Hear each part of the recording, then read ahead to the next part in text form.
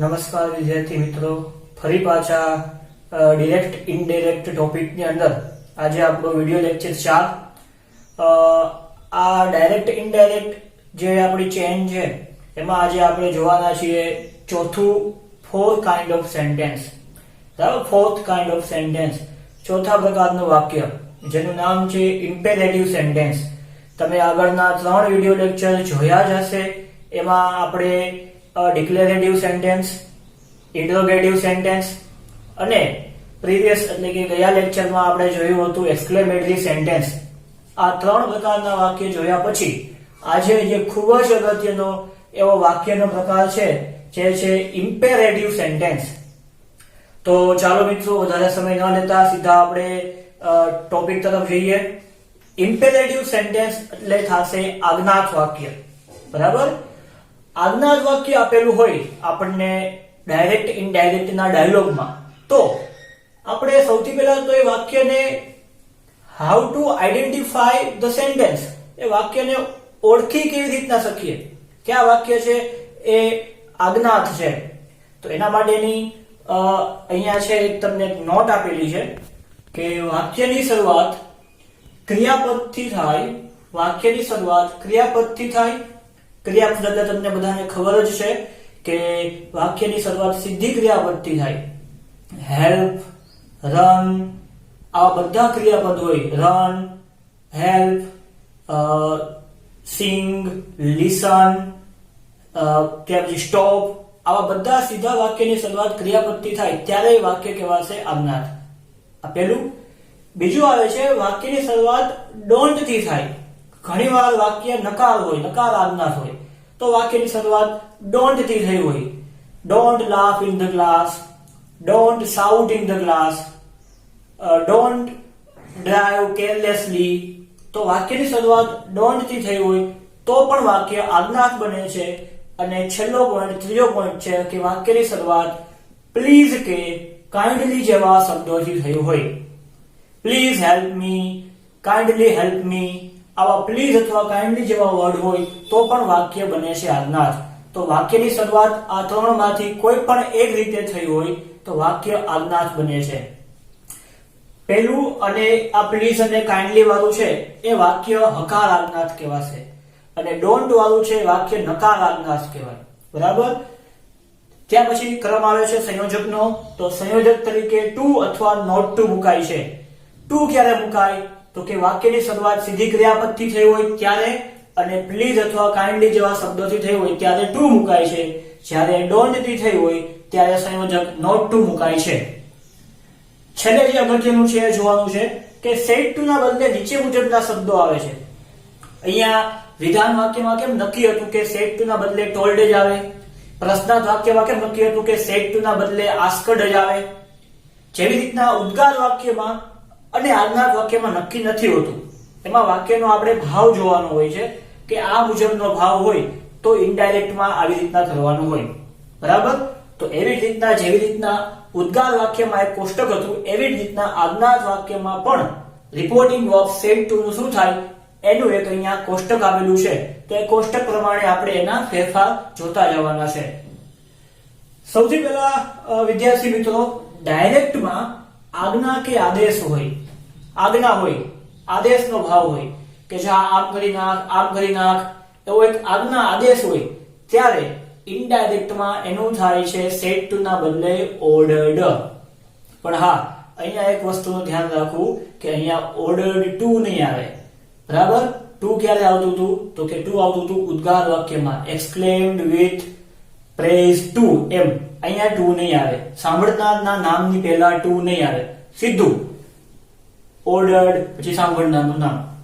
વિનંતી વાક્યમાં પ્લીઝ જેવા શબ્દો હોય, કાઇન્ડલી જેવા શબ્દો હોય તો એવા શબ્દ દૂર કરીને આપણે ઇનડાયરેક્ટ થશે રિક્વેસ્ટેડ. ત્યાર પછી છે સૂચન. સૂચન હોય, વાક્યમાં કઈ સૂચનનો ભાવ હોય ત્યારે સેડ ટુ ના બદલે મુકાશે સજેસ્ટેડ. ત્યાર પછી સૂચના.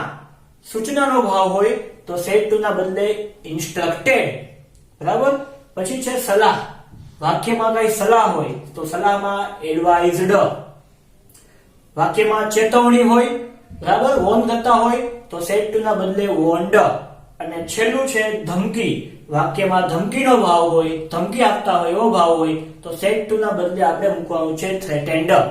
બરાબર. તો આ આપણે છે એ 7 પ્રકારના ભાવ અહીંયા સમજવાના છે. હા, એક વસ્તુ છે, નજીકનો ભાવ ચાલે. નજીકનો ભાવ એટલે કે સલાહ અને સૂચન. તમે સજેસ્ટેડ ની જગ્યાએ એડવાઇસ્ડ લખી શકો, એડવાઇસ્ડ ની જગ્યાએ સજેસ્ટેડ લખી શકો, એ નજીકનો ભાવ કહેવાય. બરાબર. પરંતુ ઓર્ડર્ડ ની જગ્યાએ એડવાઇસ્ડ ન ચાલે. એટલે સજેસ્ટેડ અને એડવાઇસ, સલાહ અને સૂચન, આ બંને આપણે સરખું જ માનીએ છીએ. એટલે સજેસ્ટેડ ની જગ્યાએ એડવાઇસ્ડ અથવા એડવાઇસ્ડ ની જગ્યાએ સજેસ્ટેડ ચાલે. બરાબર. બાકીના ભાવ છે વાક્ય આપણે જોશું આગળ એક્ઝામ્પલ, એટલે ખબર પડી જ જશે કે આ આગળ કઈ રીતના કરવાનું છે. તો વિદ્યાર્થી મિત્રો, આ સેડ ટુ ના બદલે કયો ચેન્જ થાય એ તમે જોઈ લેશો. અને ઇનડાયરેક્ટમાં આવા ચેન્જ થાય એની આપણે નોંધ રાખવાની રહેશે. વિદ્યાર્થી મિત્રો, હવે આપણે એક્ઝામ્પલ તરફ આગળ વધીએ છીએ. સેડ ટુ ના બદલે શું થાય એના ફેરફાર આપણે જોઈ લીધા. હવે આપણે આગળ વધીએ છીએ એક્ઝામ્પલ તરફ. પહેલું એક્ઝામ્પલ છે, Ravi said to his sister, inverted કોમામાં વાક્ય છે, please help me in my work. જો જ્યાં સુધી આપણને બેઝિક ખબર નહીં હોય ત્યાં સુધી ડાયરેક્ટ ઇનડાયરેક્ટ ભલે હું 5 કે 6 વિડિયો લેક્ચર મૂકું પણ તોય નહીં આવડે. એટલા માટે બેઝિક એટલે કે રિપોર્ટિંગ વર્બ કોને કહેવાય, રિપોર્ટેડ સ્પીચ નું વાક્ય કયું છે, રિપોર્ટર કોણ છે, લિસનર કોણ છે, સંયોજકનું સ્થાન ક્યાં આવે, 4 કાઇન્ડ ઓફ ચેન્જીસ કયા છે, આ કન્સેપ્ટ આપણો ક્લિયર નહીં હોય ત્યાં સુધી ડાયરેક્ટ ઇનડાયરેક્ટ તમને કોઈ પણ જગ્યાએ તમે શીખી શકશો નહીં. તમને અહીંયા હું 5 કે 6 વિડિયો લેક્ચર બનાવીને આખું ડાયરેક્ટ ઇનડાયરેક્ટ છે એ વ્યવસ્થિત શીખવી શકું, પણ એની પહેલી રિક્વાયરમેન્ટ એ છે કે તમારા તરફથી તમારું હોમવર્ક અથવા તમને જે કહેવામાં આવે એ ક્લિયર હોવું જોઈએ. જેમ કે અહીંયા રિપોર્ટર છે રવિ. ચાલો વાક્યનો આપણે ઇનડાયરેક્ટ કરીએ. તો રવિ છે એમાં કંઈ ચેન્જીસ કરવા નથી, રવિનો આપણે મૂકશું રવિ. હવે આવે છે રિપોર્ટિંગ વર્બ સેડ ટુ. તો સેડ ટુ માં વાક્યના ભાવ પ્રમાણે ફેરફાર કરવાનો હોય. અહીંયા પ્લીઝ છે, પ્લીઝ હોય એટલે આગળનું વાક્ય જોવાની જરૂર પણ નથી, ખબર પડી જ જાય કે પ્લીઝ હોય એટલે વિનંતીનો ભાવ હોય. એટલે રવિ રિક્વેસ્ટેડ હિઝ સિસ્ટર, સંયોજક શું આવશે, ટુ.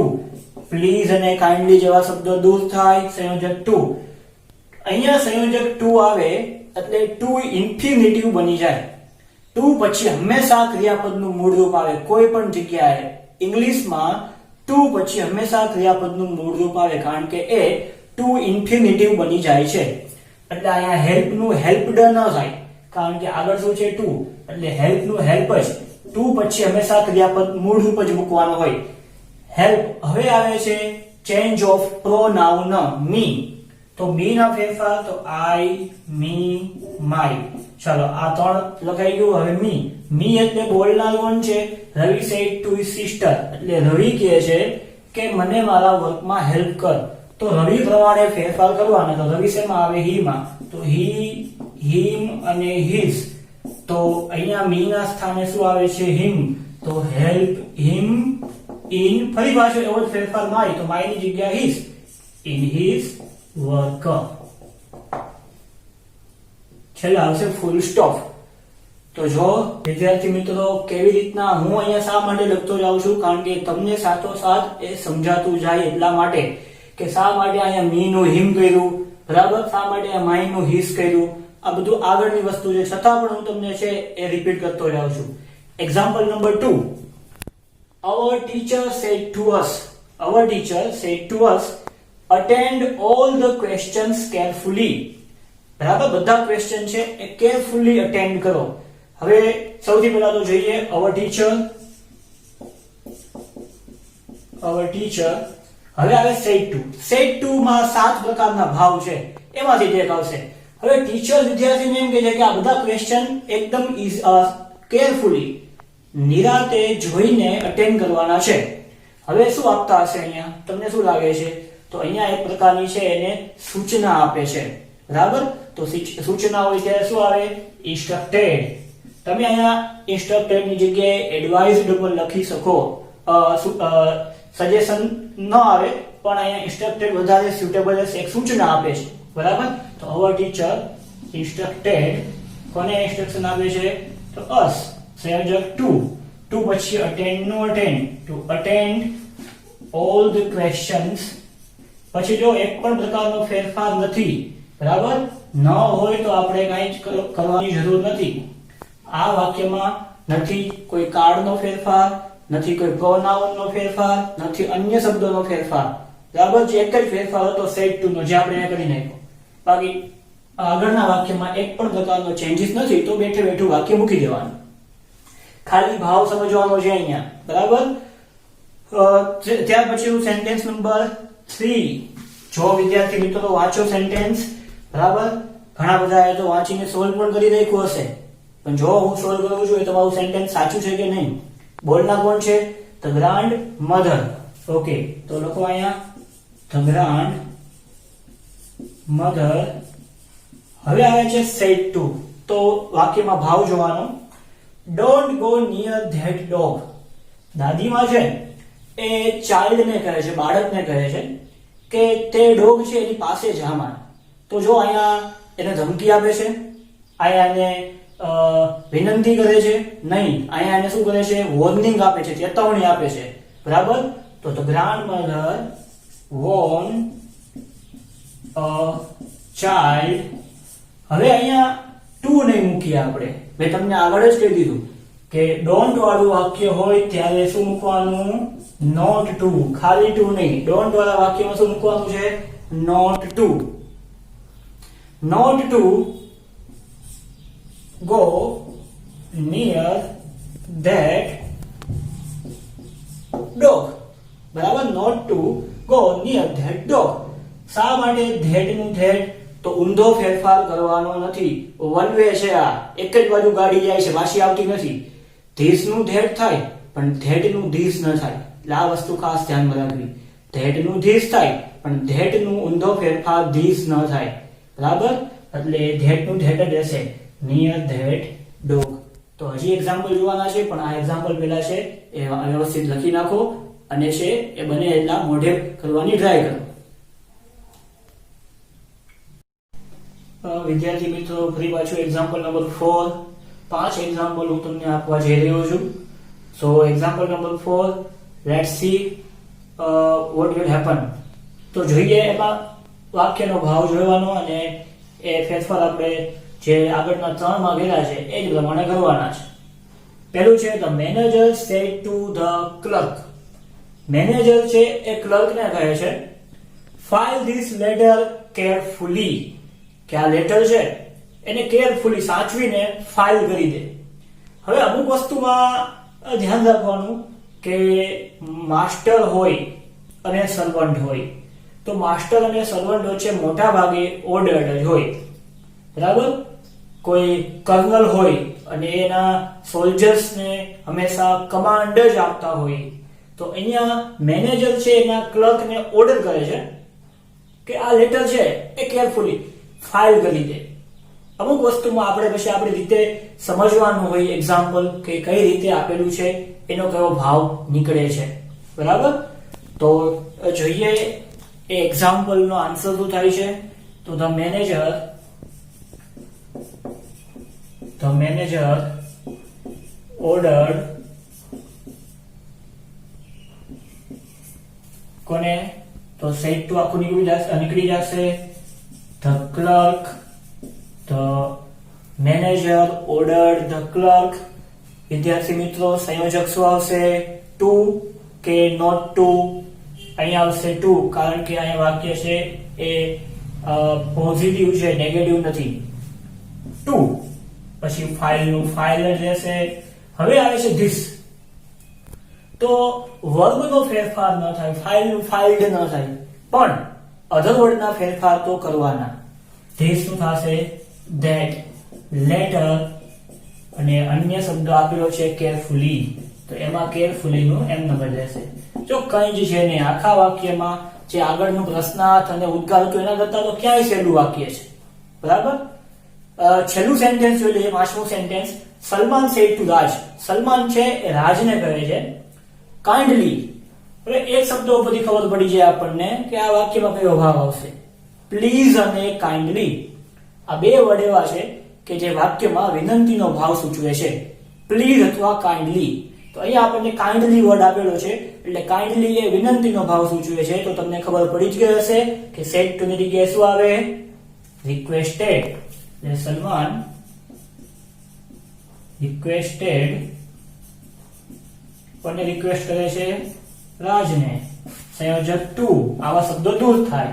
ચાલો ગીવ નું ગેવ નથી કરવાનું કારણ કે આગળ ટુ ઇન્ફિનિટિવ છે. ટુ ગીવ, ચાલો માય, તો આઈ, મી, માય. હવે માય એટલે બોલનાર સલમાન પ્રમાણે, તો હી, હિમ અને હીઝ.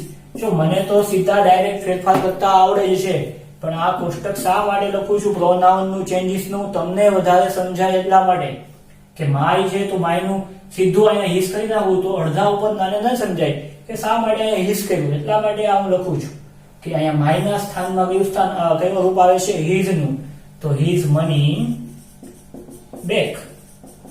તો ઇમ્પેરેટિવ સેન્ટેન્સ છે એ અહીંયા પૂરા થાય છે મિત્રો. ઇમ્પેરેટિવ સેન્ટેન્સ છે ખૂબ જ સહેલા છે. હું આશા રાખું છું કે તમને આ સેન્ટેન્સ વ્યવસ્થિત સારી રીતે સમજાયા હશે. આપણે we have completed the 4 kind of sentences. 4 પ્રકારના વાક્ય કમ્પ્લીટ કરેલ છે. કયા કયા?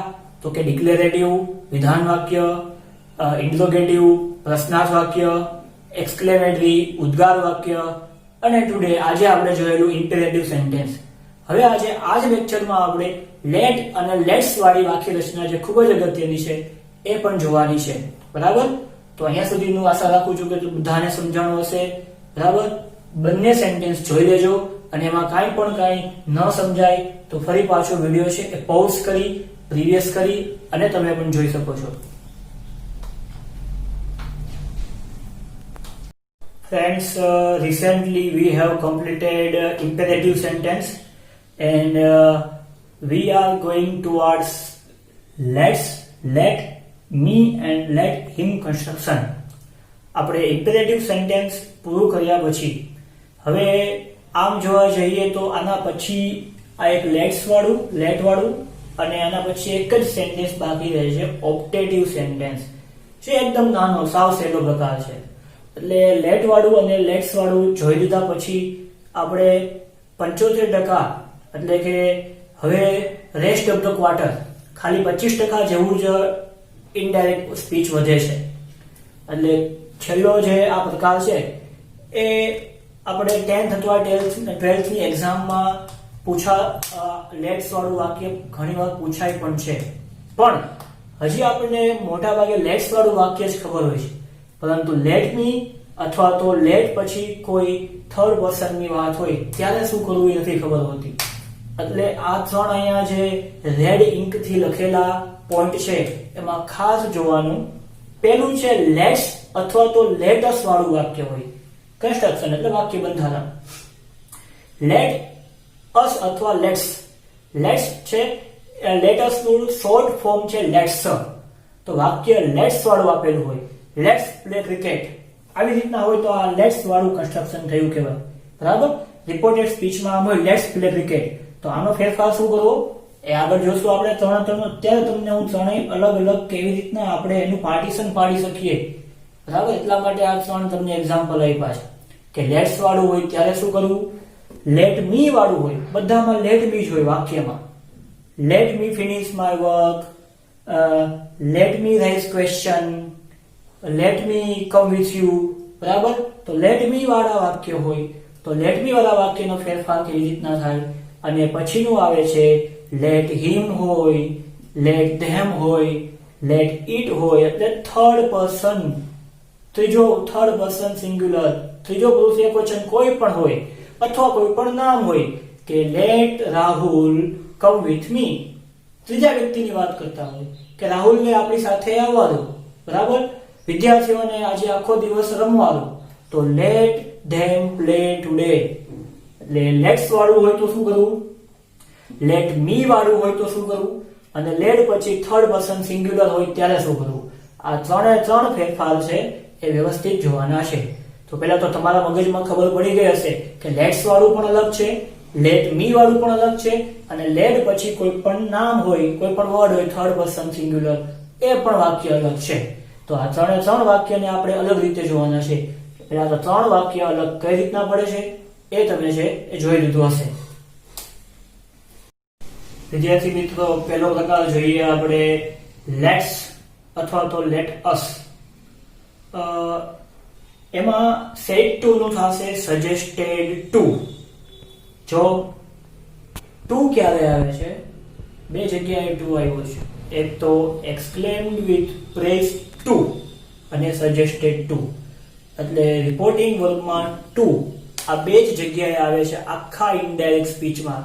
જો આમાં ખાસ ધ્યાન રાખજો, ભૂલ ન થાય. Exclaimed with praise to teacher that આવું શેમાં આવતું હતું તો કે ઉદ્ગાર વાક્યમાં. રિપોર્ટિંગ વર્ગમાં બદલાવ કરીએ એમાં ટુ સાથે કઈ શેમાં આવે, બે જ વાર આવે, એક ઉદ્ગાર વાક્યમાં અને એક લેટ્સ વાળા વાક્યમાં. બાકી એક પણ જગ્યાએ ટુ સાથે નહીં આવે. સેડ ટુ નું સજેસ્ટેડ ટુ મુકાય છે. બીજો પોઈન્ટ, સંયોજક ધેટ આવે છે. સંયોજક શું આવશે અહીંયા, ધેટ આવે છે. લેટ્સ નું વિસુડ અથવા ધેસુડ થાય છે.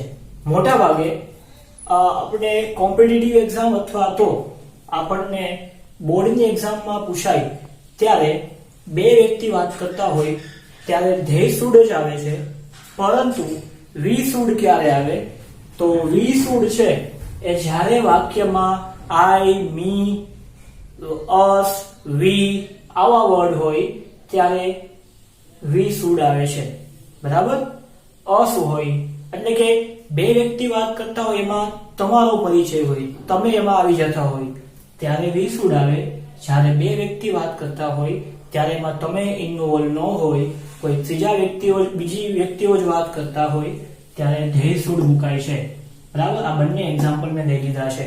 જ્યારે ડાયરેક્ટ ઇનડાયરેક્ટ નો જે આપણને કન્વર્ઝેશન હશે, જે આપણને ડાયલોગ હશે, એમાં તો બીજા બે વ્યક્તિઓ જ વાત કરતા હોય છે, એટલા માટે મોટા ભાગે ધેસુડ જ આવે છે.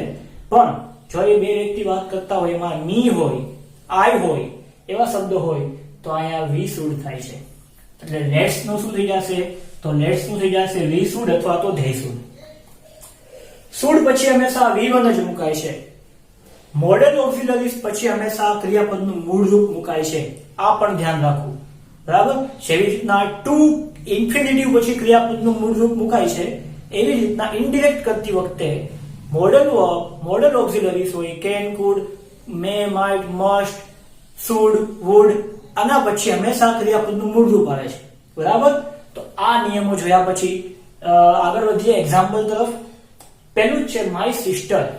હવે જો બોલનાર કોણ છે, માય સિસ્ટર. સેડ ટુ નું શું થશે, સજેસ્ટેડ ટુ. બે આવે છે, સજેસ્ટેડ ટુ અથવા પ્રપોઝડ ટુ, પણ આપણે સહેલું છે એ મૂકીએ છીએ suggested two. My sister suggested to me. જો અહીંયા ટુ મુકાય છે, મેં તમને આગળ જ કહી દીધું કે અહીંયા ટુ મૂકવાનો છે. My sister suggested to me, સંયોજક આવશે ધેટ. લેટ્સ નું શું થશે તો અહીંયા મી છે એટલે વિસુડ મૂકવું પડશે. બરાબર. ધેસુડ નહીં મુકાય, વિસુડ. હવે અહીંયા હેવ નું હેડ નહીં થાય, કારણ કે અહીંયા સુડ મોડેલ વર્બ છે, મોડેલ ઓક્સિલરીઝ છે. આ ખાસ ધ્યાન રાખવાનું. જેવી રીતના ટુ પછી ક્રિયાપદનું મૂળરૂપ મૂકતા હતા એવી રીતના મોડેલ ઓક્સિલરી છે એટલે હેવ નું હેડ નથી કરવાનું. અહીંયા મોડેલ વર્બ પછી એક પણ ફેરફાર નહીં આવે. We should have some snack today નો શું થશે, ધેટ ડે. ટુડે નો શું થશે, ધેટ ડે. એટલું આપણે નિરાતે આપણે એક પણ ઉતાવળ કરવાની જરૂર નથી. અહીંયા એક પણ વાક્ય આપણે સ્કીપ કરેલ નથી કે 5 મિનિટમાં તમને સમજાવી દીધું હોય ચાલો આ વાક્ય આમ થાય, એમ નહીં. ડિરેક્ટ ઇનડાયરેક્ટ છે એ જ્યારે આપણે એના ડાયલોગ આવશે ત્યારે એટલું સહેલું થઈ જશે, પણ એના માટે આખી પ્રોસેસ છે ફોલો કરવી પડે. આખી પ્રોસેસ ફોલો કર્યા પછી ડાયરેક્ટ ઇનડાયરેક્ટ ના જે આપણે ડાયલોગ આવશે ને એ 2 મિનિટમાં સોલ્વ કરી નાખશું. એના માટે આ પ્રોસેસ ને પેલા છે એ ફોલો કરવી પડે. બીજું example, The teacher said to the pupils. જો અહીંયા મી કે આ એવા વર્ડ નથી, બીજા વ્યક્તિઓ વાત કરે છે, એમાં આપણું ઇન્વોલ્વમેન્ટ નથી. The teacher said to the pupils. અહીંયા વાક્યનો ભાવ સમજવાનો નથી, અહીંયા આપણને નથી જ છે, અહીંયા સજેસ્ટેડ ટુ જ આવે. The teacher suggested to the pupils saying that. હવે અહીંયા લેટ્સ ની જગ્યાએ આપણને ભૂલ ખોલાવવા માટે લેટ અસ આપે, તો અહીંયા મૂક્યું જ છે મેં લેટ્સ અથવા લેટસ, બરાબર. તો એ કાઢી નાખવાનું, શું થઈ જાય? they should go to see science fair. બીજા એક પણ ફેરફાર એમાં નથી આપેલા, તો નહીં કરવાના. એકદમ ઈઝી છે વિદ્યાર્થી મિત્રો, બરાબર. કઈ જ છે નહીં. આ લેટ્સ વાળું એક્ઝામમાં મોટા ભાગે લેટ્સ વાળું પૂછાય છે. લેટ વાળું તો હાર્ડલી આપણને ક્યારેક જ પૂછાય છે, પણ લેટ્સ વાળું વાક્ય હોય છે. તો લેટ્સ વાળા વાક્યમાં પણ હંમેશા ત્રીજા વ્યક્તિઓની વાતચીત હોય છે, એટલે they should વાળું જ આવે છે.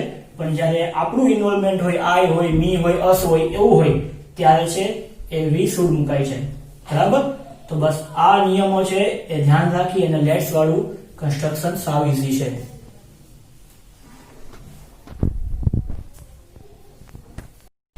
વિદ્યાર્થી મિત્રો, લેટ્સ વાળું વાક્ય જોયા પછી, લેટ્સ કન્સ્ટ્રક્શન જોયા પછી હવે આવે છે લેટ મી કન્સ્ટ્રક્શન. એટલે કે રિપોર્ટેડ સ્પીચ વાળા વાક્યમાં લેટ મી આપેલું હોય. જો આમાં લેટ્સ હતું, લેટ અસ હતું, અહીંયા છે લેટ મી. તો અહીંયા જોઈ લીધા પછી આપણને ખબર પડી જ જાય કે હવે એમાં કયા ચેન્જ કરવાના છે. તો આ 3 જ પોઈન્ટ સાવ સહેલું છે. આ 3 જ પોઈન્ટ યાદ રાખવાથી આપણને આ કન્સ્ટ્રક્શન ઈઝીલી યાદ રહી જાય એમ છે. સૌથી પહેલું સેટ ટુ નું રિક્વેસ્ટેડ મુકાય છે, બરાબર. સેટ ટુ નું શું મુકાય? રિક્વેસ્ટેડ. એટલે અહીંયા લેટ મી હોય એટલે અહીંયા સેટ ટુ નું આપણે રિક્વેસ્ટેડ મૂકી દેવાનું, બસ. બીજું છે સંયોજક ટુ મુકાય છે. લેટ્સ વાળા વાક્યમાં ધેટ મૂકતા અહીંયા શું મૂકીએ છીએ? ટુ મૂકીએ છીએ. અને લેટ નું લેટ મુકાય છે. લેટ નું અલાઉ પણ આવે, પરમિટેડ પણ આવે, પણ આપણે ઈ યાદ નથી રાખવા. આપણે એટલું જ યાદ રાખવાનું કે લેટ નું લેટ મુકાય છે. લેટ ની જગ્યાએ તમે અલાઉ પણ મૂકી શકો અને પરમિટેડ પણ મૂકી શકો, પણ આપણે ઈ પોઈન્ટ યાદ નથી રાખવા. આપણે લેટ નું લેટ પણ 100% સાચું જ છે, બરાબર. તો ચાલો હવે એના નિયમો જોયા પછી સ્ટાર્ટ કરીએ એક્ઝામ્પલ સોલ્વ કરવાનું. તો પેલા છે નીરજ. ચાલો સેટ ટુ નું શું થશે? રિક્વેસ્ટેડ. નીરજ રિક્વેસ્ટેડ કોને? વિશાલ. નીરજ રિક્વેસ્ટેડ વિશાલ. સંયોજક શું મુકાય છે? ટુ. લેટ નું લેટ મૂકવાનું છે. ચાલો આટલું ક્લિયર છે. હવે ફેરફાર આવે એ સોલ્વ કરતા જવાનું. હા, એક વસ્તુ ધ્યાન રાખવાની કે અહીંયા ટુ ઇન્ફિનિટિવ આવે છે, એટલે ટુ પછી અહીંયા કોઈ પણ જગ્યાએ વર્બ આવશે ને, ક્રિયાપદ આવશે ને, મૂળ રૂપ આવશે. આ ધ્યાન રાખવું. લેટ પછી પ્રોનાઉન આવશે, પ્રોનાઉન પછી વર્બ આવે તો એ ટુ પછીનો પહેલો વર્બ જ ગણાય. એટલા માટે એ મૂળ રૂપ જ આવે, ટેક નું ટૂંક નહીં થાય. એટલે એ ખાસ ધ્યાન રાખવું, બરાબર.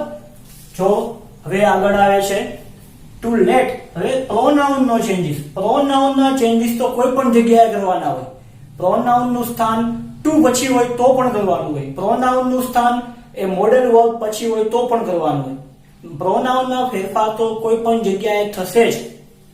ચાલો મી. તો મી નું લખો આઈ, મી અને માય. હવે મી એટલે કોણ બોલે છે? નીરજ એમ કહે છે કે મને મારું હોમવર્ક કરવા દે, બરાબર. તો નીરજ શેમાં આવે? હીમાં. તો હી, હિમ અને હીઝ. તો જો મી ની જગ્યાએ શું આવે છે? તો કે him. Let me take your bike. Okay, અહીંયા બીજું છે કે મને તારું બાઇક છે એ અડધી 1 કલાક માટે આપ, એમ કહે છે. તો ટુ લેટ હિમ. ચાલો ટેક નું ટૂંક નહીં કરીએ. શું કામ? કારણ કે ટુ પછી પહેલો વર્બ આવે છે. To take your. ચાલો હવે યોર ના ફેરફારમાં જુઓ તો લખો યુ, યોર અને યોર. હવે યોર એટલે કોને કહે છે? વિશાલને કહે છે. તો વિશાલ પ્રમાણે હી, હિમ અને હીઝ. તો યોર ના સ્થાનમાં શું આવ્યું? હીઝ. તો take his bike for an hour. તો આવી જ રીતે ફ્રેન્ડ્સ સેકન્ડ નંબરનું એક્ઝામ્પલ જોઈએ, બરાબર. લેટ મી કન્સ્ટ્રક્શન નું કંઈ જ છે નહીં, ઉપરના રૂલ્સ યાદ રાખવાથી ઈઝીલી સોલ્વ કરી શકીએ છીએ. કોણ બોલે છે? કલ્પના. તો કલ્પના રિક્વેસ્ટેડ. કલ્પના રિક્વેસ્ટેડ કોને? તો કે મનીષને. સંયોજક ટુ. લેટ નું શું મુકાશે? લેટ. ચાલો મી, હવે કલ્પનામાં મી પ્રમાણે શું ફેરફાર થશે? જો આઈ be my see her her, તો her. Let her finish my, I be my see her her, finish her homework. તો વિદ્યાર્થી મિત્રો, ઉપરના 3 રૂલ્સ ખાલી યાદ રાખવાથી આપણને એકદમ ઇઝીલી કોઈ પણ એક્ઝામ્પલ સોલ્વ કરી શકીએ છીએ. બરાબર? તો આ હતું લેટ મી કન્સ્ટ્રક્શન. સાવ સહેલું છે. સેટ ટુ ના બદલે શું મુકાશે? રિક્વેસ્ટેડ અને સંયોજક ટુ. બસ 2 જ યાદ રાખવાનું. બરાબર? હવે એક જ કન્સ્ટ્રક્શન બાકી રહેશે. Let him, let them, let Rahul. એટલે લેટ પછી કોઈ પણ નામ હોય એવું. બરાબર? જોઈ લેજો મિત્રો. વિદ્યાર્થી મિત્રો, હવે ત્રીજો લેટ વાળો પ્રકાર, એટલે કે લેટ પછી કોઈ ત્રીજી વ્યક્તિની વાત હોય. લેટ હિમ હોય, લેટ હર હોય, લેટ ઇટ હોય, લેટ ધેમ હોય. બરાબર? અથવા કોઈ પણ નામ હોય કે let Rahul come with us, રાહુલને આપણી સાથે આવવા દો. બરાબર? Let children play whole the day, વિદ્યાર્થીઓને આજે આખો દિવસ રમવા દો. તો જો અહીંયા લેટ અસ પણ નથી, લેટ મી પણ નથી. અહીંયા ત્રીજો જ લેટ વાળો પ્રકાર છે, જે છે let him, let her, let them, let it. એટલે લેટ પછી કોઈ પણ ત્રીજા વ્યક્તિઓનું, કોઈ ત્રીજી વ્યક્તિ અથવા તો પ્રાણીઓનું, પશુઓનું નામ હોય તો પણ ચાલે. બરાબર? હવે એના માટે સેટ ટુ નું આસ્કડ મુકાય છે.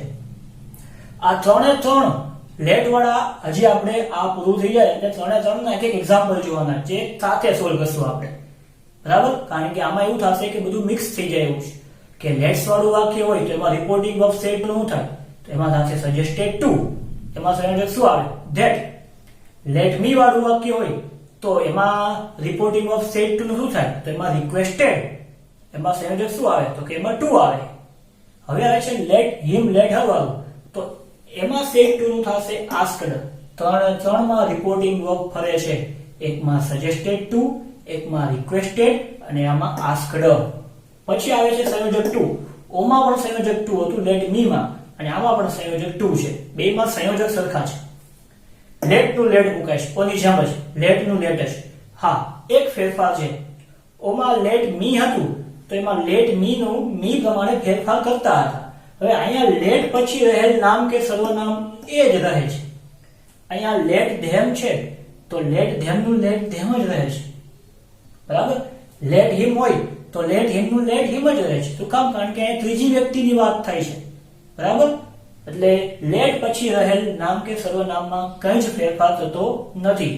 તો આ નોંધ ઉપરથી આપણે એક જ એક્ઝામ્પલ જોવાનું છે. એક એક્ઝામ્પલ ઉપરથી જ સમજાઈ જાય એવું છે. બરાબર? ઓકે, જોઈએ એનો આન્સર. બોલનાર કોણ છે? પ્રિન્સિપાલ છે, રિપોર્ટર. એટલે પ્રિન્સિપાલ સેટ ટુ નું શું મુકાશે? આસ્કડ. Principal asked. એવું ન હોય કે આસ્કડ હંમેશા પ્રશ્નાર્થ વાક્યમાં જ આવે. આસ્કડ એટલે કહે છે એમ પણ થાય. બરાબર? અહીંયા આસ્કડ ની જગ્યાએ ટોલ્ડ મૂકીએ તો પણ ચાલે, પણ આપણે અહીંયા મૂકીએ છીએ asked. Principal asked his teacher, સંયોજક ટુ. લેટ નું લેટ રાખવાનું અને પાછળનું સાથે છે એમ ન રાખવાનું. અહીંયા લેટ પછીનું સર્વનામ એનું એ જ રહેશે. લેટ ધેમ પ્લે. પ્લે નું પ્લે શા માટે થશે? કારણ કે અહીંયા ટુ પછી પેલો ઇન્ફિનિટિવ વર્બ આવે છે. To play. Let them play for the whole day. For the whole day. તો વિદ્યાર્થી મિત્રો, બીજા ફેરફાર નથી તો નહીં કરવાના, આપેલા હોય એ જ કરવાના. બરાબર? એટલે જો અહીંયા એક જ ફેરફાર છે, આસ્કડ અને લેટ નું પછીનું જે સર્વનામ હોય એ જ રાખવાનું. તો લેટ્સ વાળું, લેટ બી વાળું અને લેટ પછી કોઈ થર્ડ પર્સન સિંગ્યુલર હોય તો એના ફેરફાર શું થાય એ આપણે જોઈ લીધા. હવે 3 ના આપણે એક એક્ઝામ્પલ સાથે જોવાના છે. એટલે લેટ કન્સ્ટ્રક્શન અને લેટ્સ કન્સ્ટ્રક્શન છે એ વ્યવસ્થિત આપણે સમજી લીધું ગણાશે. વિદ્યાર્થી મિત્રો, તમને હજી વ્યવસ્થિત સમજાય, તમને 3 ક્લિયર થાય એટલા માટે લેટ્સ વાળું, લેટ મી વાળું અને let him, let them, let it, let પછી કોઈ પણ થર્ડ પર્સન સિંગ્યુલર, આ 3 વાક્ય એક સાથે મેં 3ના એક્ઝામ્પલ તો જોયા જ હતા, પણ 3ના એક સાથે એક્ઝામ્પલ જોવાથી આ લેટ અને લેટ્સ વાળો ટોપિક કમ્પ્લીટલી સમજાઈ જશે એવી હું આશા રાખું છું. વિદ્યાર્થી મિત્રો, ડિરેક્ટ ઇનડાયરેક્ટ મેં તમને એક પોઈન્ટ ઉપર છે એ ભાર આપી અને સમજાવેલું છે. એટલે આમાં મહેરબાની કરી અને બધું હું જે નોટ અહીંયા લખાવું છું એ તમે તમારી બુકમાં લખશો, જેનાથી ફ્યુચરમાં આપણા રેફરન્સ માટે યાદ રહે. પહેલું એક્ઝામ્પલ છે લેટ્સ વાળું, બરાબર. બીજું છે લેટ મી વાળું અને ત્રીજું છે લેટ હિમ વાળું. તો જોઈએ એના આન્સર આપણે સોલ્વ કરીએ. ઓકે, લેટ્સ વાળા એક્ઝામ્પલ થી શરૂઆત કરીએ છીએ. તો બોલનાર છે રાકેશ. ચલો, લેટ્સ વાળા એક્ઝામ્પલમાં સેડ ટુ નું શું થશે? Suggested two. Reporting verb said to નું શું થાય? Suggested two. Rakesh suggested two કોને? તન્વીને. તો રાકેશ સજેસ્ટેડ ટુ તન્વી. હવે સ્થાન આવે છે સંયોજકનું. સંયોજક શું મુકાશે? ધેડ મુકાય છે. તમે આગળ નોટ લખેલી જ છે એમાં પણ જોઈ શકો છો. સંયોજક મુકાશે ધેડ. હવે અહીંયા લેટ્સ નું શું થશે? કાં તો વી શુડ અથવા ધે શુડ. પણ અહીંયા આઈ, વી, મી, અસ, અવર એવા આપણને રિલેટેડ પ્રોનાઉન કે નાઉન નથી, એટલે ધે શુડ કરવાનું છે. They should. શુડ પછી હંમેશા ક્રિયાપદ એ મૂળ રૂપ જ આવે. They should go to C. હવે જો તમને એમ થાય કે અહીંયા સી નું કેમ આપણે સી નું સો ન કર્યું, વી ટુ ન કર્યું, અહીંયા પણ આગળ શું છે? ટુ છે. ટુ પછી ક્રિયાપદ નું હંમેશા મૂળ રૂપ આવે. They should go to see a movie now નું then.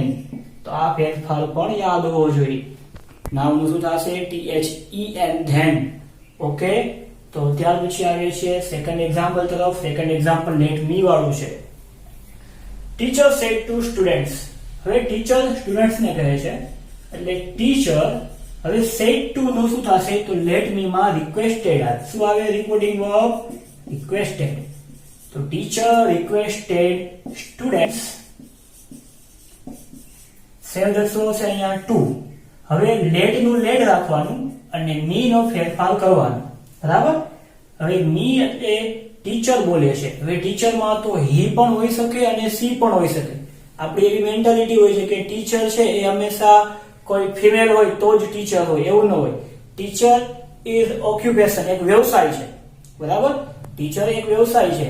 જેમ કે ડોક્ટર છે તો ડોક્ટરમાં હી અથવા સી કોઈ પણ હોઈ શકે. તો ટીચરમાં પણ હી અથવા સી કોઈ પણ હોઈ શકે. તો આપણે અહીંયા ચાલો હી અથવા સી છે તો સી લઈએ. Teacher requested student to let. તો સી પ્રમાણે શું થાય? મી નો ફેરફાર her. Let her finish. My પ્રમાણે પણ હર જ થશે. Let her finish her topic first. તો બીજો ફેરફાર છે નહીં, એટલા માટે આગળ ખાલી એક મી નો ફેરફાર અને માય નો જે ચેન્જ છે એ આપણે કર્યો. તો આ હતું લેટ મી વાળું, બરાબર. રિક્વેસ્ટેડ મૂક્યું સેડ ટુ નું, સંયોજક ટુ મૂક્યું અને લેટ નું લેટ રહેવા દીધું, બરાબર. છેલ્લું આવે છે જે આપણે છેલ્લું કન્સ્ટ્રક્શન જોયું હતું. લેટ હિમ હોય, લેટ ધેમ હોય, લેટ ઇટ હોય એવા વાક્ય. તો એ પણ જોઈએ. પંકજ. હવે લેટ પછી મી પણ ન હોય અને લેટ પછી લેટ્સ અસ પણ ન હોય. આ બે ન હોય ત્યારે આપણે જોયું જ છે કે શું આવશે? તો કે પંકજ આસ્કડ. એકમાં સજેસ્ટેડ ટુ, એકમાં રિક્વેસ્ટેડ, અહીંયા આવે છે આસ્કડ. તો પંકજ આસ્કડ મી. અહીંયા પણ સંયોજક શું હતું? ટુ. લેટ નું લેટ અને હિમ નું હિમ, બરાબર. આમાં ત્રીજા વ્યક્તિની વાત હોય એટલે આ સાથે જ લેવાનું. લેટ હિમ બી અલોન ટુડે નું ધેટ ડે. તો વિદ્યાર્થી મિત્રો, આ તમને વધારે સારી રીતે તમને ક્લિયર થાય એટલા માટે ત્રણેય એક્ઝામ્પલ મેં તમને મિક્સમાં સાથે આપેલા છે, બરાબર. તો આજે આપણે બે જ પ્રકારના વાક્ય જોયા છે. એક જોયું છે ઇમ્પેરેટિવ, આજ્ઞાર્થ વાક્ય, અને બીજા લેટ અને લેટ્સ વાળા વાક્ય. એમાં ત્રણ પ્રકારના કન્સ્ટ્રક્શન આપણે જોયા છે. વિદ્યાર્થી મિત્રો, હું એવી આશા રાખું છું કે તમને હું જે કાંઈ પણ સમજાવું છું એ તમે વ્યવસ્થિત સમજો છો. ન સમજાતું હોય તો તમે છે એ કમેન્ટ બોક્સમાં કમેન્ટ કરી શકો છો. પણ જો અહીંયા જે પણ કંઈ કહેવામાં આવે એ વ્યવસ્થિત તમે છે એ નોટ કરતા જાજો. હવે આપણે એક જ પ્રકારનું સેન્ટેન્સ બાકી છે, ઓપ્ટેટિવ સેન્ટેન્સ, જે આપણે એના પછીના લેક્ચરમાં અને સાથે સાથે હવે આપણે એક્ઝામમાં પૂછાતા ડાયલોગ બરાબર, એ પણ સાથે જોવાના છે નેક્સ્ટ લેક્ચરમાં. તો હું એવી આશા રાખું છું કે તમને આજનો લેક્ચર વ્યવસ્થિત સમજાણો હશે. ફરી પાછા લેક્ચરમાં મળીએ છીએ. નમસ્કાર.